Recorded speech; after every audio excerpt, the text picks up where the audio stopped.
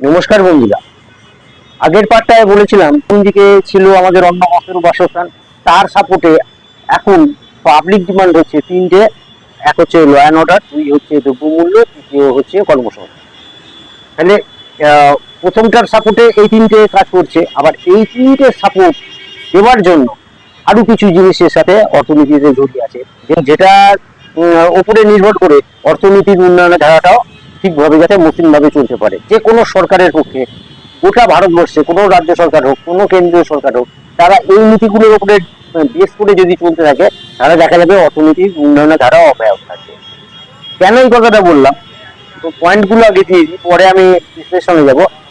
এখন যে আপনার দ্রব্যমূল্য, কর্মসংস্থান আর ল অ্যান্ড অর্ডার, এইগুলো যে আছে, তার সাপোর্টে আবার কি কি আছে? তার সাপোর্টে আছে, এক হচ্ছে ইনফ্রাস্ট্রাকচার, দুই হচ্ছে আপনার স্কিলড ম্যান পাওয়ার, তিন নম্বর হচ্ছে এডুকেশন, চার নম্বর হচ্ছে হেলথ। ভিডিওর সাথে জুড়ে থাকুন, পরের পার্ট দেখার জন্য লাইক সাবস্ক্রাইব করবেন। নমস্কার।